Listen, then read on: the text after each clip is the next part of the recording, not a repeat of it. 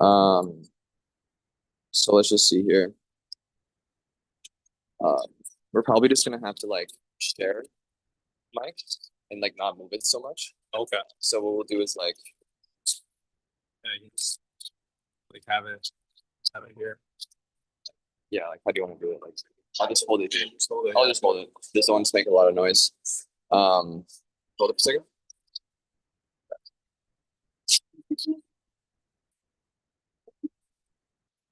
All right. Let's see. Let's just make sure that the live section.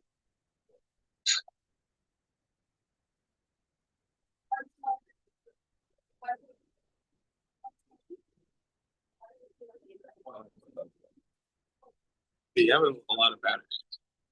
So, like, what do you like this?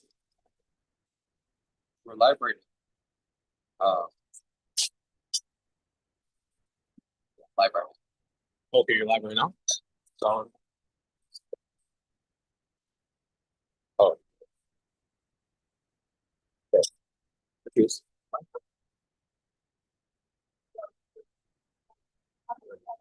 Okay. all right, let's All get right. started. Okay. So, welcome to the roadmap to 100K a month sales slash brand scaling workshop. I'm here with Moses. Hello, everyone. How are you doing? Yeah, he's basically helping me right now with my SaaS platform, which is basically going to help sales reps review their sales calls without the need of a sales manager, without the need of a sales trainer. He's more on the technical side, but I've been pushing him to start his own brand because he has a lot of insight that can be bringing a lot of value to the info world because you hear it.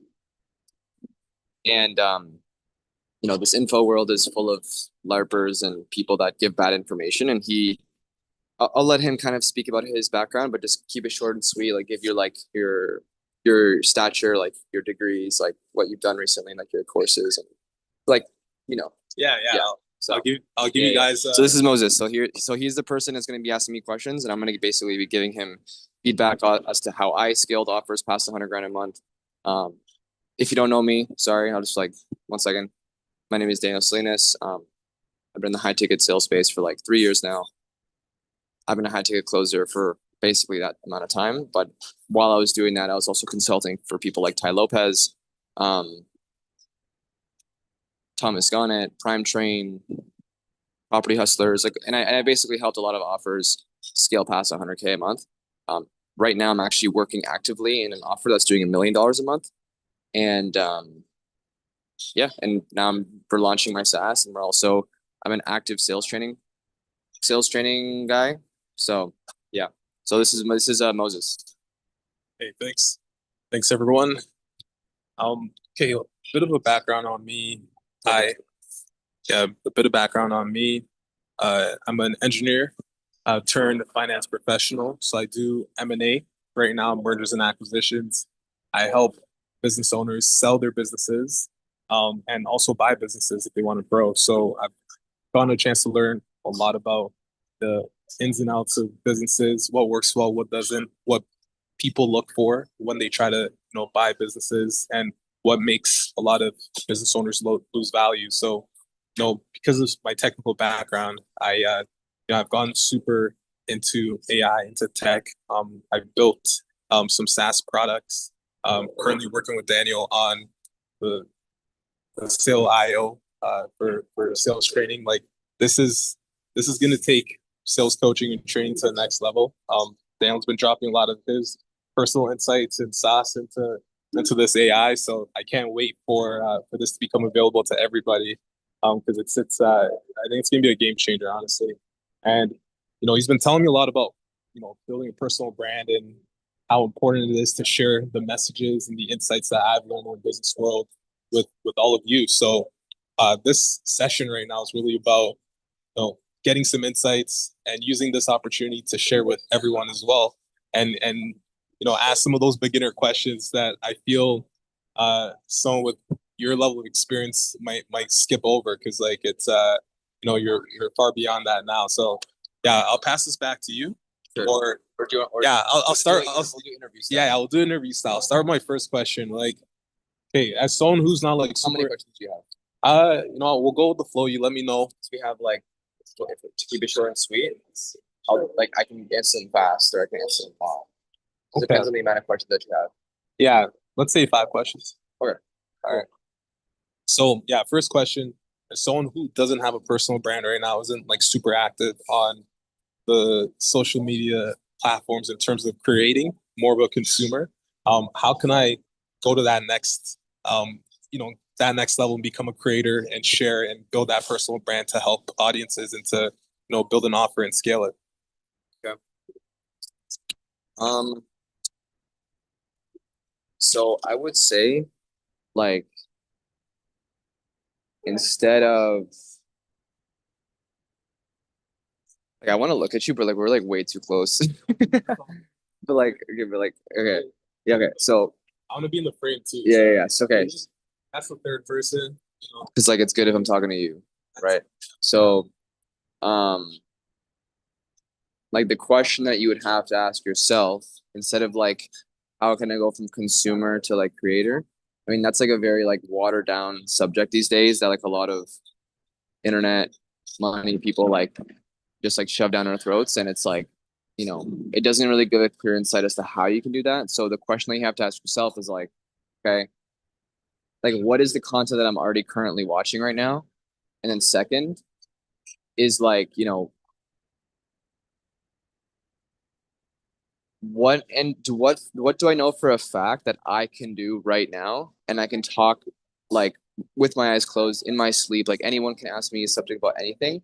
More so like what are you knowledgeable about? Like, and what is something that you've done in your life? Maybe again, you don't need to have like this grandiose thing. But it's like, what do you know for a fact that the average population doesn't, that can provide someone value, right? So it's always about finding ways to like value is a very like passed around word, but the like where it derives meaning is like what can you exchange someone that you know for a fact is worth more than, let's just say, $1 million worth of knowledge, right? Whether that's past experiences, failures, lessons, tools, courses, or just general like information on like how to do certain things. Because I'm sure there's a lot of things that that I know how to do that you don't, and things that you know how to do that I don't, right? Um, so really just getting clear on that first. What it is that I actually like watching? What do I currently watch? Like, what am I consuming? And second thing is, what do I know for 100% facts, like undeniable, like undeniability that if you were put on the spot and someone asked you like a million questions, you would never run out of answers. Um, yeah, that's pretty much it. So in your case, I would say,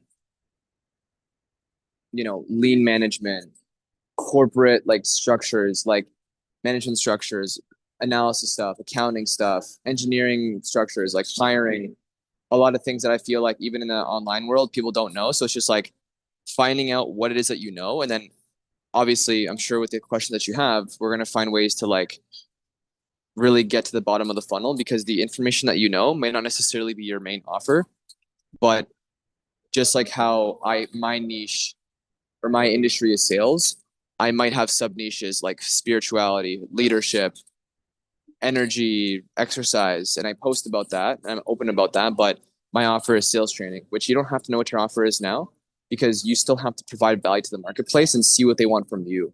So you just post content based off of what you already consume and what you know, and then based on their reaction or based off of what they're gravitating towards, even if you thought you wanted to post stuff about financial analysis stuff, but then your videos blow up about like lean management. Okay, so then create value to that person and just give them as much as you can until they're like, dude, this is actually crazy. I'd pay for this. Right. So it's all about reactionary versus like you only get clarity through action, right? Not through preparation or like trying to set things up. So that's hopefully that, yeah, it's just a lot of trial and error, and you have to reflect a lot to know what you're going to do or what you're going to start to do. So hopefully that makes sense.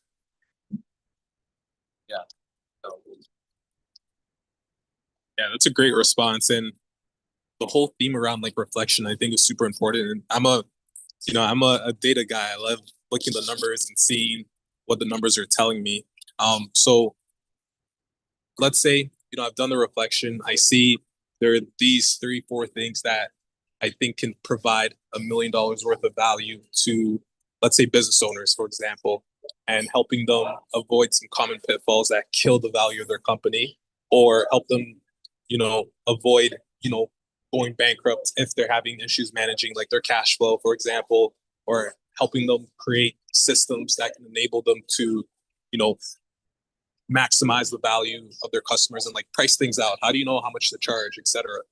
So would you suggest that, okay, I get this page set up and I focus on one at a time and do different types of content in each topic one at a time? Or would you suggest I, you know, post a little bit of everything and try to reach as many people as possible and then see what type of customer, what type of people are gravitating to certain content, then niching down. So to rephrase the question, should I start with one niche, focus on that, see if it gets traction, or be more generalist, focus on multiple things, and then find which niche gets the most traction and focus on that? Yeah. So like kind of how I was saying earlier, right? Like um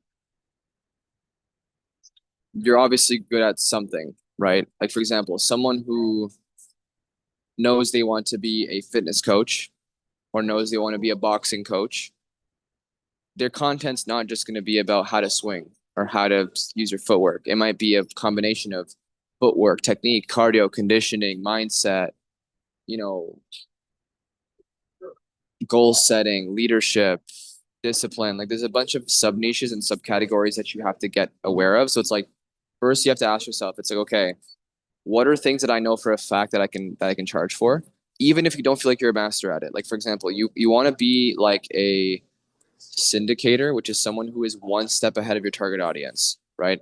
Like by any means, you're not a master founder, right? I mean, you've had businesses in the past, but it's not like you've had like a wild success, but neither have I, right? But there are skill sets and things that we both know that we're like, okay, if I took someone off the street, can I give them enough information to change their life? And if the answer is yes, then you focus on whatever that niche is, which I mean, for you, it's a few things. I would say it's tech, management. I would say the biggest thing is like systems. Like that's the biggest thing that stands out for me to you is systems.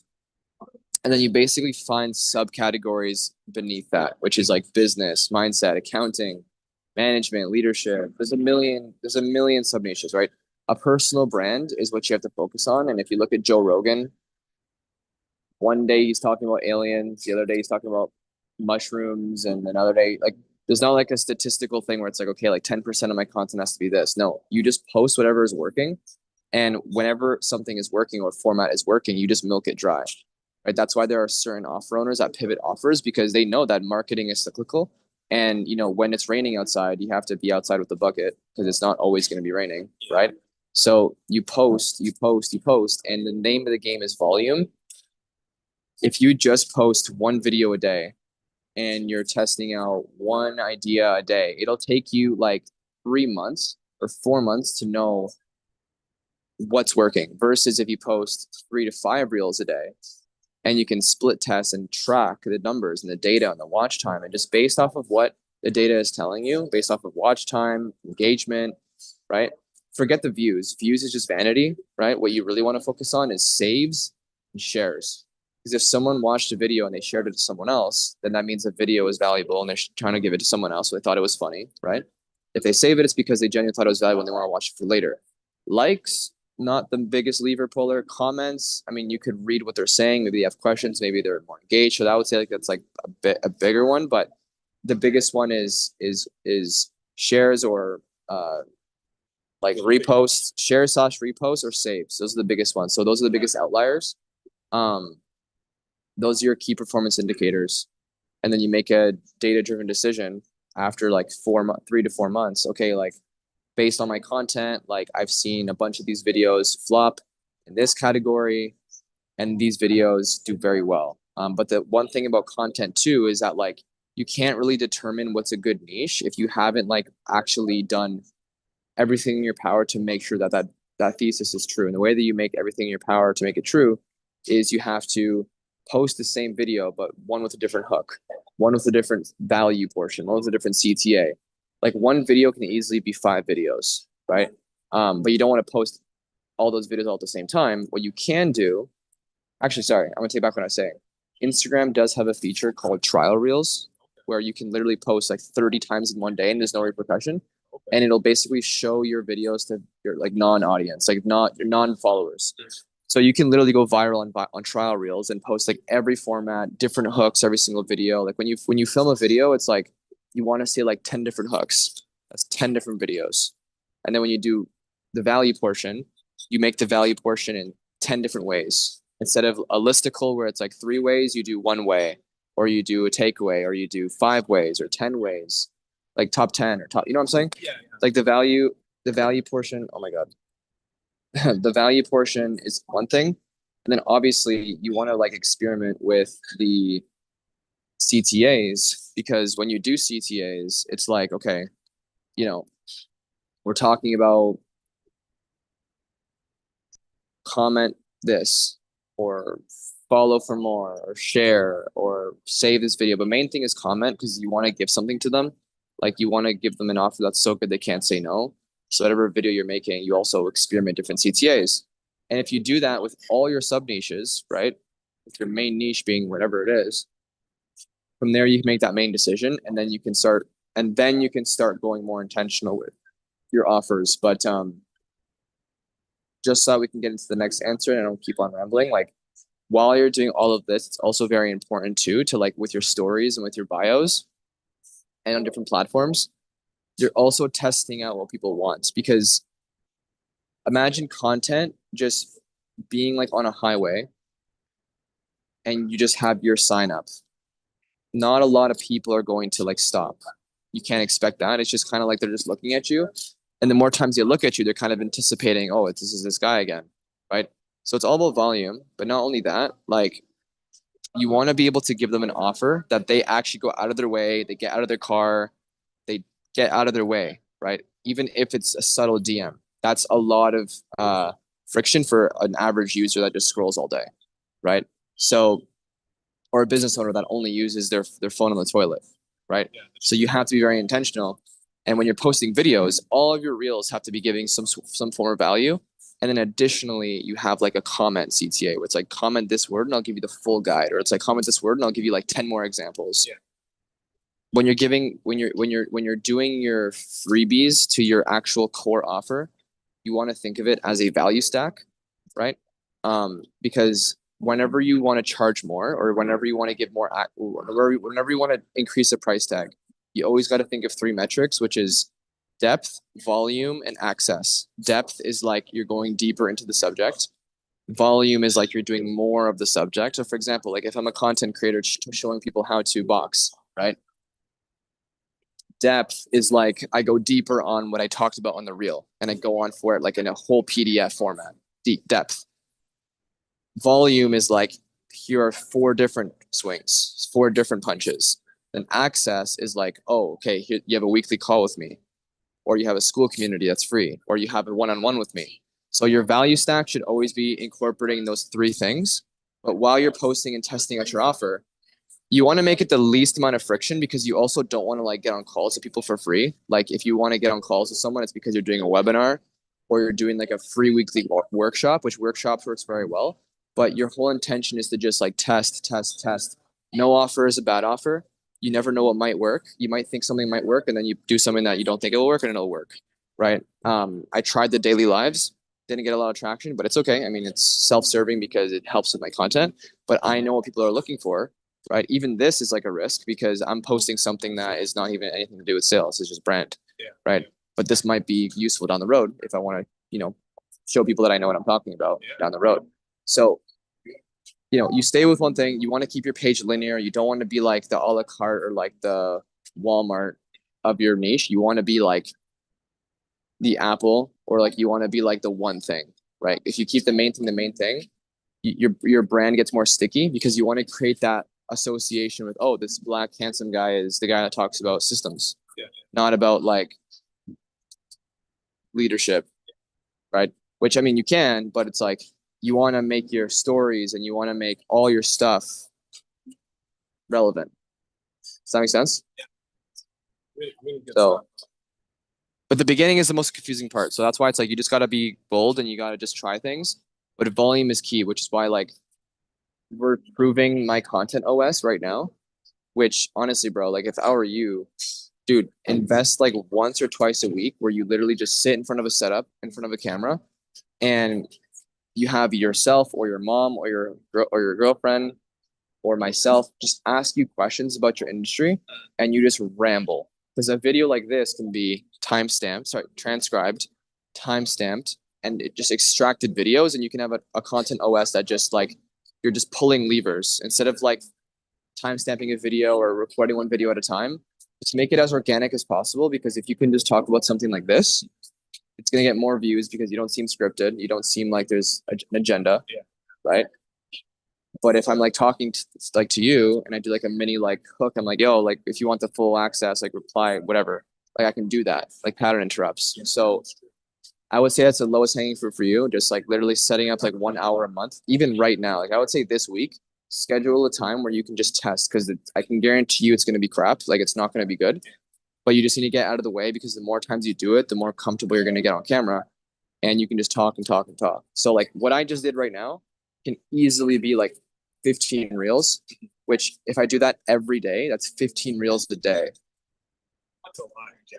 versus the one guy that just focuses on one day out of the week, 30 video ideas scripted, and it's way more effort versus just finding ways to pull levers. Because if you already know what you're talking about, you can talk about so many different things and it's effortless. And then whatever works, it works. And then you just double down on it. So then you make another live video or you make another recording where you're just talking about that one thing. And then you find more content and more content, more content and more content. So that's what's working right now, bro.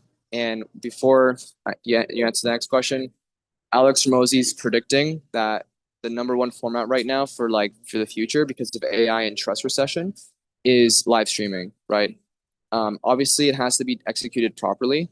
You have to kind of like make it a scarce resource where someone has to opt in because if you live stream every day like I did, people are gonna see it and it's gonna be like they're gonna feel like it's a commodity. But if you can get someone like here's the real metric to how you can make money online, bro. Just to summarize it, it's all about how many times someone sees you, right? Because marketing is king, right? You know that, right? The real estate that makes the most amount of money is the one that has the most marketing out there because you see them, right? You're in their face. So that means that if someone wants to consume on average like 2 hours of content before they reach out to you and buy something from you, that means they have to watch 480 reels or one YouTube video that's 1 hour, 2 hours long, or one live stream. Right. So it's like if you live stream and you make it consistent or you post a lot of YouTube videos, dude, like there's just conviction. Yeah. Right. That makes sense. Yeah. So, but again, it's like even when you have your followers, like you're reaching out to every single person, you find ways to automate it. I can show you how to set up AI workflows that can reach out to every follower for the whole point to just get to know them, give them more value. Hey man, thanks for the follow. I actually have a full database of systems, management, leadership. Which one do you want me to send you? Oh shoot, this guy's a nice guy. Systems. Okay, here you go. Let me know what you think. Follow up 6 hours later. What did you think? And then you're now in the conversation. Hey man, let me get your number so I don't lose you because I'm getting a lot of DMs these days. That way we can just talk on WhatsApp. Here's my number, text me. Or what's your number? Then you have them, right? Because they feel like, they're getting access to you, which is more valuable than their phone number. Because you can't ask someone to pay something or give you their email or their number because it's friction. So once you've given them value, it's a law of reciprocity. They're more likely to like convert or give you something, which is like their email.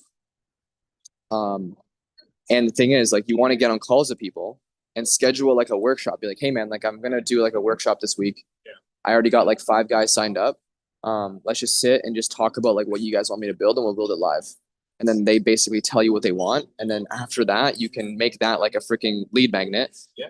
And then you can basically, hey, if you want the recording of this workshop I did with like 6, 7 figure CEOs, like here's the link. And they give you their phone number and email. And then you have a funnel. And then you can start calling people and you just do the whole process again, because the way that you make a good offer is just having a feedback engine of growth, just like a startup, right? Your offer only gets better with time, but at first you have to do free stuff. You have to give law of reciprocity, but that's why Alex Hormozy like gives all of this stuff away. But it's not that like you're gonna just do everything for free, because even Alex Hormozy in his early days was charging like $20,000 for fitness coaching, right? But he did that because his ads were giving away value, his content was giving away value, and he was just like saying, if it's not scalable, just give it out for free, because you don't want to like gatekeep something because it's like valuable. No, give it out because a lot of people won't. You want to sell the implementation, but give away the information, because like information's everywhere. Dude, my entire sales training playlist on YouTube, I can gatekeep that and charge 10 grand for it, but I know like no one's really going to watch all of it. So why not just give it out for free? They're going to watch 1 hour of it and be like, holy shit, this guy's good. And they're going to book a call. That's good stuff, man. You used to drop so much. I'm definitely gonna replay this. Yeah. You can just transcribe it with, and just a little tip, you can transcribe it with AI and have it tell you, you know, what the takeaways were. What did Daniel say? What did I say?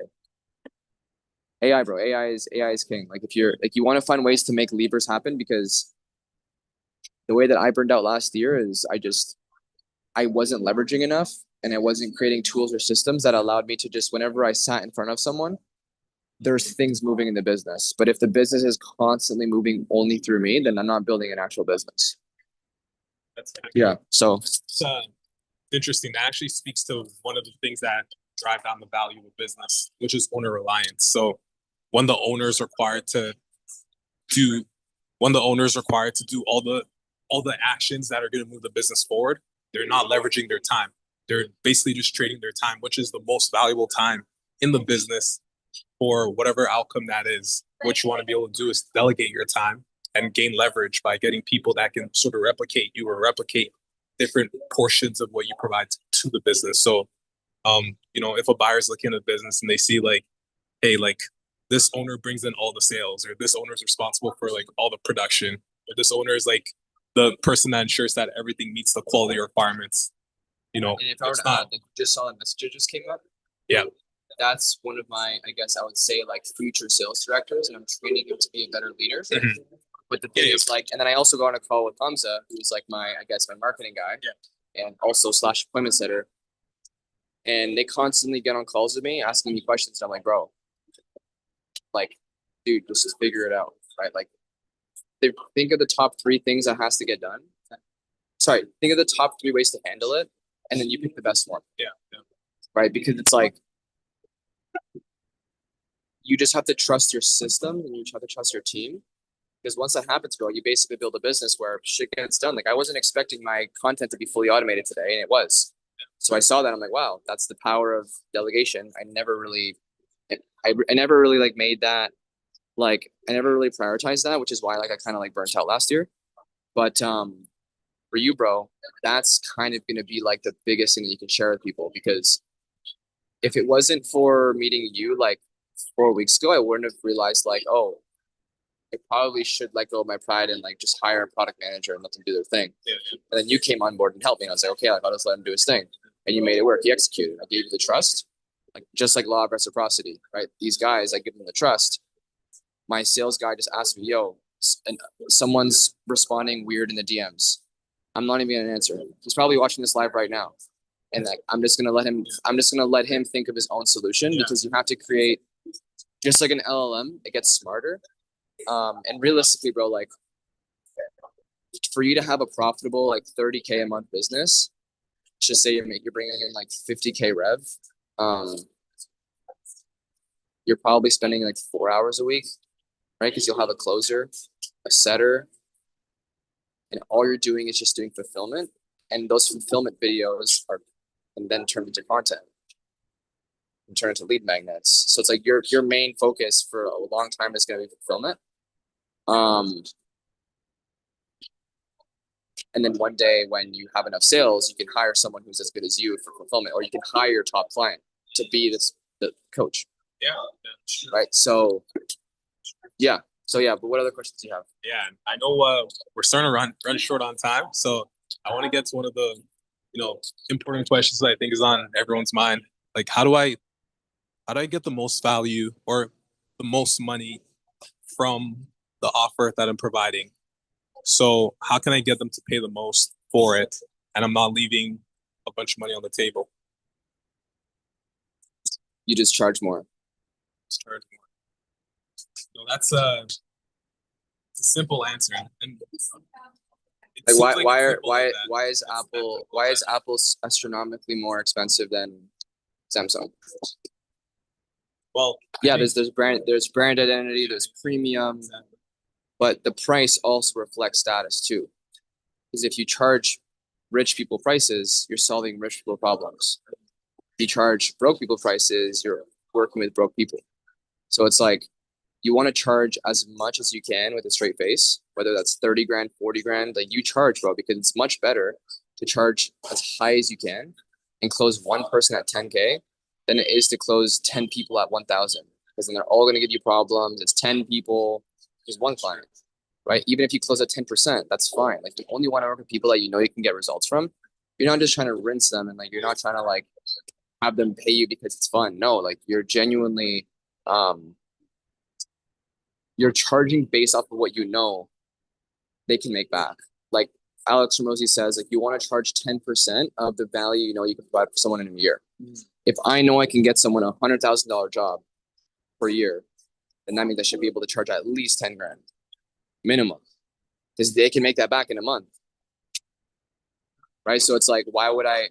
So, and that's why it's like you want to charge premium prices because you want to focus on solving premium problems. Because if you solve, I wouldn't say that my clients are rich by any means, but if you solve rich people problems, you know, it's going to be a very binary decision. It's not going to be a lot of emotional stuff involved. But you also want to avoid charging like freaking like 100 grand set of fees where it like requires like a multiple call process. Like you want to be able to charge something that you know you can close in one call, and all you're doing is basically reframing fear and identity. Because like for example, a business owner like that's struggling, like I don't know, like what's an offer that like you think you would want to charge? Like what like give me an example and I'll give you an example. Like what's an offer that you think that would be like give me like a 3 pillar stack, pillar one, pillar two, pillar three, just the titles of it and how much you would charge and what the core destination is. Actually, forget the pillars because we don't want to sell the flight. We want to sell the destination. So what's the destination you want to get somewhere? Somewhere. Yeah. Like if you know, like for example, if you ask yourself, there's a struggling business owner. Yeah. If I worked with them for like an entire year and I did everything for them, like a la carte, like I woke them up in the morning and I made their coffee, like literally like hands over heels. Like, what would the offer be? Like, what would the destination be? Because of all the work you've done. And then and I'll tell you how much you can charge. Yeah. So the first thing that comes to mind, one of the biggest killers of small businesses is cash flow management. A lot of business owners cannot accurately forecast their cash flow. Send me the destination. The destination. So okay, yeah, you're right. You're right. That is the dream state. The dream state, effortless cash flow management, and very, very like effortless cash flow management and forecasting, basically. So okay, I get it. And as a business owner who also struggled with cash flow analysis, because I till this day I don't even know, like it's just bad. Like a lot of business owners don't understand cash flow, and that would save them tens of thousands of dollars a year, or maybe millions a year, if they knew where the money was going, right? So, and forecasting is super important too, because even if in a financial offer, like for me, if someone's investing money into like the SN, or if someone's investing into their 401k and you forecasted it to them versus showing like a previous client's forecast, you can be they can be like, oh shit, like I'm missing out this much money, right? So it's also like you're doing this because you want to consequence their current behavior and also help them make money short term and long term. So it's like ideally, if you're speaking to a business that's making small business like 20K a month, you would say? What, small business? Yeah, 10 to 20, like 5 to 10. Is that profit or revenue? Revenue. Yeah, small business probably be like 50 to 100K a month. Okay, so if someone's making 100K a month revenue, profits, are they profiting? Are they profitable? So Okay, so they're making like 300, they're making 240 a year, and they don't know their cash flow, which in their mind or based off of discovery, how much money are they leaving on the table per year? we're probably leaving anywhere from 5 to 10K a month. So that's 100 grand a year. Yeah, That's easily a 20K offer because you can finance that. You can have them sign up for Klarna. You can have them pull out a loan to do that, right? But the thing is, like, you're not trying to charge less because you want to make it easy for them. The point is, you actually need to make it hard for them to commit because that's what's really what it takes, right? A lot of business owners know what they have to do. They're just not doing it. Why? Because they don't have the accountability. Yeah. And accountability isn't cheap and it's also hard to do. So it's like the way that I look at it, sure. I mean, that 20K invested, if someone gave you 20 grand today and they were bleeding that much money, how long would it take you to make them more money and like also put them on track to save 100 grand? Like, how long would it take you? Months or weeks? Say between depends on the business and what sort of systems they have in place, but I'd say between 4 to 8 weeks or I'd say 1 to 3 months. Okay, so would it be realistic to say that you would be able to increase someone's profit margin by at least 10% and also save them at least 5 grand a month guaranteed within 90 days? I could put them on track to do it. But like if they did everything they said Yes, and like they were an amazing client, Yeah. guaranteed. yes, And if they did follow everything, you would refund them. yeah. Sorry, if they did If follow they did everything, not if they did follow everything and it didn't work, like you would put your nuts on the table for that? Yeah. Dude, you can easily charge 10 to 20 grand upfront or payment plan, whatever, but you don't want to make that payment plan available. Like you can talk about that after. Because the reason why someone wants to break a payment up is fear, so you can handle fear and have them commit. But you can easily charge 10 to 20 grand upfront or even a subscription fee where it's like 10K setup and then 1K a month for a year, right? And you can guarantee results within 90 days or their money back. That's a no-brainer. I paid 10 grand and I make this much money.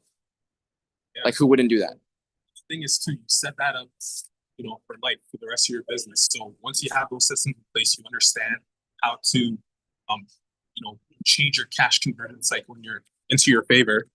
To change your cash conversion cycle to your favor, set up your contracts, your payments, and your receipts in ways that are beneficial to you. Then you're not going to be leaning on external lines of credit as much. You're not going to be burning money on interest. You're going to be in control of what comes in and how quickly it goes out. So you want it to come in as quickly as possible, and you want it to go out as slowly as possible. That's a very simple way to outline it. I have no idea what that means. So I'm sure no one knows what that means. yeah, So it's like, yeah. You can do that. You can easily charge like 5 to 10 grand upfront.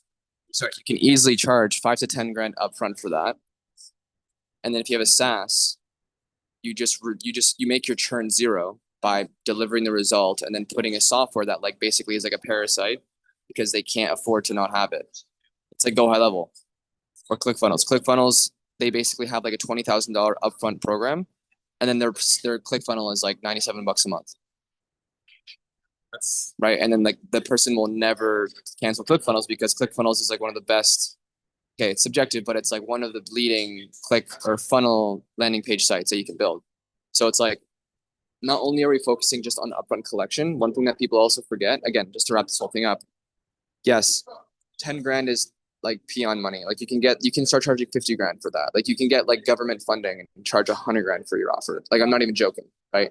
Like if you partner up with like a financial company like that can do loans, dude, you can literally like charge 100 grand. I'm not kidding. You close one person at 100 grand. You get paid up front, and then they have to finance it through them. That's just how it works, right? So, but again, obviously, like you got to get a lot of results to do that first. But it has to be a no-brainer. But then on top of that, it's like focusing on ways to increase LTV because a lot of coaches, their business is just ran on like upfront costs, and they have no way to like maybe they can upsell, but every month they're back at zero. Versus creating MRR, which is why I created the SaaS because I knew for a fact that coaching space doesn't have MRR. some do, but like it's mainly relying on upsells. But it's like you can only upsell someone so many times, right? If they have to pay you for coaching after like 5 years, you're doing them a disservice, right? So it's like you want to build SaaS or like you want to build systems that literally leech onto them, and like if they leave you, it's actually way more painful, right? So you know, you can easily, bro, beta test like 3 people, have them pay you like $1,000 each as 3K in the bank, and then you can legit just build a SaaS around them, get the results for them, post content 2 to 3 times a day. I mean, it'll only take you, I mean, effortlessly. If you're already doing fulfillment for people, if you're already providing value to people, those are recorded, live streams, posted, recycled. So literally all you're spending time on, bro, is just fulfillment on the people that you're trying to provide value to. And then you flywheel that, you get the results, you flywheel that, and then you're basically just spending 1 hour a day. And then if you have a closer, you're not taking sales calls. If you're taking sales calls, you might take 3 to 4 sales calls a day, right? If you have an appointment setter, they'll do it for you. If you have AI doing it for you, I mean, it's AI. So it's like, really, bro, you can easily make like profitable if you sell a course or like an onboarding process, 10 grand, like that's like after a closer and appointment setter, that's like 85% profit margin before ad costs, which honestly, bro, you don't even have to run ads. You can literally use trial reels, uh, build a personal brand, post YouTube content. It's gonna take a lot longer, but the thing is like you don't want to be at a point where your business will not survive unless you run ads. Yeah. You want to be able to like post one video and get leads, right? So that takes significantly longer. But once you're cash flowing, even if you're cash flowing $1,000 a month off of your SaaS, dude, invest like $500 a month on ads and just try to find a way to get like a 2.5x ROAS. And you do that every month until you increase the ad budget, increase the ad budget, increase the ad budget, because Meta is incentivized to make your ads work because that's what keeps you paying them. So they become a leech to your exactly. So it's like, and then you can start running Reddit ads, YouTube ads, Google ads. So that's basically it. That's good stuff, man. That's good stuff. Yeah, I picked up a lot of game on this so far. I know I mentioned I was gonna ask you 5 questions. We're at 4 out of 5, and we're running low on time. But there is one last question I want to ask you, just for you, given your journey so far. You know, you built your personal brand. You're working on these different things.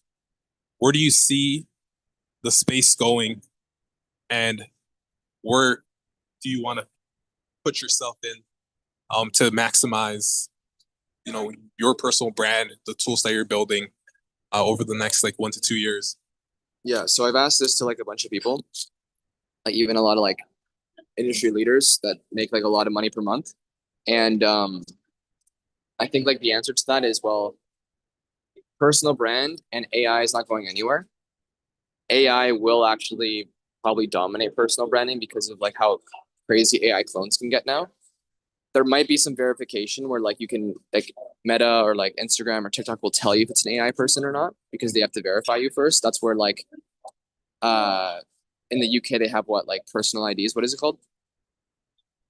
Well, is it like the Digital IDs. And that's going to be like super crazy. Like I don't know how I feel about that, but being a creator, like I low key want that because then people can distinguish who's fake or not. But then it just gives the government control. But to not make it like to not make it political, right? Yeah. The question is, it's not going anywhere. In fact, I mean, I think the numbers now are 8 billion, but this like the market value in the last maybe like 3 4 years is 7 billion, just in the content, like just in the info space. And it's growing rapidly. I don't know the exact number, don't quote me, but I think it's like 20% a year, right? Because there's an influx of people that are getting online. There's an influx of people that don't trust the school system anymore. There's an influx of people that are realizing that they can't make money off of a regular job. Yeah. So content creation and, online is never going to leave. There might be more restrictions, but it's not going to stop people to make money, which is why you have to adapt, right? This isn't the first time where business owners had to go through an industrial revolution or AI. Like it's not the first time, right? So it's just more adapting and it's gonna just get more competitive. But if you are someone who's posting every day ruthlessly, you're gonna outperform all the new faces that just fizzle out every 5 months. Right? Real estate agents, 90% of them fail after the first 5 years because they give up because they can't crack marketing. But I would even go as far as to say 99% of the population fails at whatever they do because they don't have the balls to hire a coach. So it's like coaching will never leave. Like education will still be there. So it's like, sure, like, yeah, like there might be an AI agent that will like coach you to do stuff, but it's like, okay, I mean, AI has been around for like years now. Why are there still fat people? Because they don't need an AI. They need a human. They need someone that can hold their hand and talk to them. And maybe there is an AI that can do that, but then there's still an element of trust. AI doomers that will be like, oh no, I don't want to work with AI. So I would say most industries are cooked because of AI, but like content creation and coaching, like it's here to stay. But as long as you dominate now and you take the time to like really invest into your brand, dude, like I'm telling you right now, I don't know a single guy that's in your niche online. I can't name a single person. And I know a lot of people. It's usually just full of like sales coaches, growth operators, and then like course sellers that teach people how to make money online, but like they don't even do the model themselves. They're just leeches. Like they just make money off of people. I despise. But like fitness coaches, the space is full of a lot of interesting offers. There's even like people helping people start like OnlyFans agency models. Like it's crazy. Or like people, but like systems and like actual like entrepreneurial stuff, I'm sure there is. It's just that in my age demographic, definitely not. Like there is like there are definitely a lot of guys in like 40s and 50s who now are in a different demographic, who see different content, who run ads to different target audiences. But like